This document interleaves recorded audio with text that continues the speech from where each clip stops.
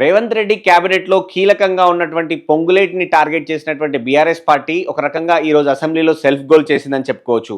ఎందుకు అంటే పొంగులేటి కుటుంబానికి సంబంధించినటువంటి రాఘవ కన్‌స్ట్రక్షన్ కంపెనీ ఏదైతే ఉందో, ఆ కంపెనీ రంగారెడ్డి జిల్లాలో మైనింగ్‌లో అనేక అవకతవకలకు పాల్పడింది. దానికి సంబంధించి అధికారులే స్వయంగా చర్యలు తీసుకోవాలని చెప్పి సిఫార్సు చేసినటువంటి లేఖలు కావచ్చు, అలాగే జరిమానాకు సంబంధించినటువంటి ఉటంకిస్తూ ఆ లెటర్లను చూపిస్తూ మైనింగ్‌కి సంబంధించినటువంటి పద్దులపై చర్చ సందర్భంగా హరీష్ రావు వాటిని సభలో పెట్టారు.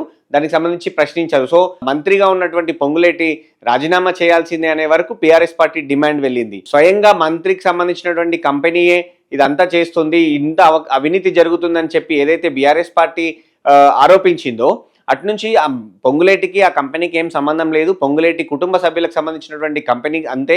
సో ఆయనకు స్వయంగా ఏం సంబంధము అని చెప్పి ప్రభుత్వం నుంచి కొంత హిట్ బ్యాక్ వచ్చినా కూడా హరీష్ రావు ఆరోపణలు ఏవైతే నేను చెప్తున్నానో అవి నిజమని నేను నిరూపిస్తాను, లేకపోతే దేనికైనా సిద్ధం అని చెప్పి ఆయన ఒక సవాల్ విసరడం జరిగింది. సో మొత్తంగా ఈ ఎపిసోడ్ చాలా హాట్గా సాగిన నేపథ్యంలో సీఎం రేవంత్ రెడ్డి తీసుకున్నటువంటి నిర్ణయం ఇప్పుడు బీఆర్ఎస్ పార్టీని సెల్ఫ్ గోల్ చేసుకుందా అనే అభిప్రాయం వచ్చేలా చేసింది. ముఖ్యంగా సీఎం రేవంత్ రెడ్డి ఏదైతే మైనింగ్ శాఖకు సంబంధించి కావచ్చు, పొంగులేటి వ్యవహారం సంబంధించి కావచ్చు మాట్లాడుతూ కావాలనే కీలకంగా ఉన్నటువంటి మంత్రిని బ్లాక్మెయిల్ చేస్తా ఉన్నారు, తమకు భూములు రాయించుకోవాలనే ఉద్దేశంతో ఇదంతా చేస్తా ఉన్నారు. సరే మీరు విచారణ మాత్రమే కదా అడుగుతున్నారు, ఖచ్చితంగా రాఘవ కంపెనీ ఏదైతే ఉందో పొంగులేటి సంబంధించిన వాళ్ళది, ఆ కంపెనీకి సంబంధించినటువంటి వ్యవహారాలపై విచారణ చేయడానికి ప్రభుత్వం రెడీగా ఉంది.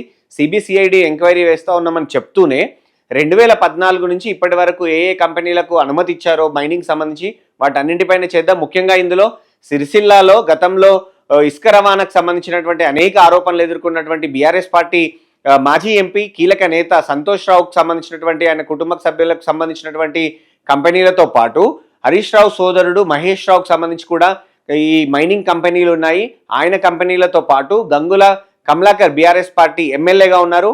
ఆయనకు సంబంధించినటువంటి గ్రానైట్ కంపెనీతో పాటు అలాగే ఎంపీ వద్దిరాజు రవిచంద్ర రాజ్యసభ ఎంపీగా బీఆర్ఎస్ పార్టీ నుంచి ప్రాతినిధ్యం వహిస్తా ఉన్నారు. ఆయన కంపెనీలతో కూడా అన్ని కంపెనీలపై ఖచ్చితంగా 2014 నుంచి ఇప్పటి వరకు ఎవరికి అనుమతులు వచ్చాయి, ఎంత అక్రమ మైనింగ్ జరిగిందా లేదంటే సక్రమంగా జరిగిందా అనేది సిబిసిఐడితో విచారిద్దాము, అప్పుడు మాట్లాడదాము ఏ కంపెనీ అవినీతి జరిగింది. 2014 నుంచి 2023 డిసెంబర్ వరకు మీరు చేసిన అక్రమాలు కూడా మేము కూడా తవ్వుతాము అని చెప్పి, ఎవరు చెప్పేది నిజం, ఎవరు అక్రమాలు చేశారో ప్రజలకు చెప్దాము అని చెప్పి సీఎం రేవంత్ రెడ్డి అసెంబ్లీ సాక్షిగా సిబిసిఐడికి ఎంక్వైరీకి ఆదేశించారు. అలాగే వచ్చే అసెంబ్లీ సమావేశాల్లోపు ఈ విచారణ జరిపిన తర్వాత ఒక రిపోర్ట్ ఇవ్వాలని చెప్పి కూడా ఆదేశించారు. సో ఒక రకంగా పొంగులేటిని ఇరుకున పెడదాము, పొంగులేటి ద్వారా కాంగ్రెస్ పార్టీ ప్రభుత్వాన్ని ఇరుకున పెడదామని బీఆర్ఎస్ పార్టీ భావించింది, హరీష్ రావు భావించారు. కానీ ఇప్పుడు బీఆర్ఎస్ పార్టీకి సంబంధించినటువంటి లీడర్లకు చాలా మందికి ఈ క్రషర్కి సంబంధించిన కావచ్చు, మైనింగ్ సంబంధించినటువంటి బిజినెస్లు ఉన్న నేపథ్యంలో వాళ్ళందరిపై కూడా విచారణ జరిగితే అక్కడ ఎక్కడో దగ్గర చిన్న తప్పు జరిగిన ప్రభుత్వానికి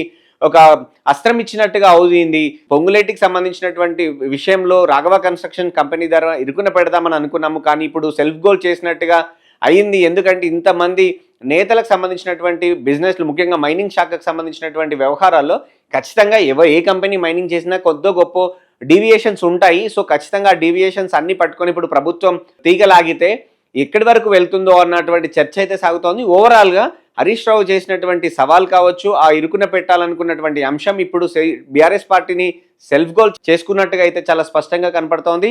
సో రాబోయే రోజుల్లో ఈ విచారణ జరుగుతున్న సందర్భంగా ఇది ఖచ్చితంగా బీఆర్ఎస్ పార్టీకి కాంగ్రెస్ పార్టీకి మధ్య రాజకీయంగా వేడి పుట్టిస్తుందనేది అయితే చాలా స్పష్టంగా చెప్పుకోవచ్చు.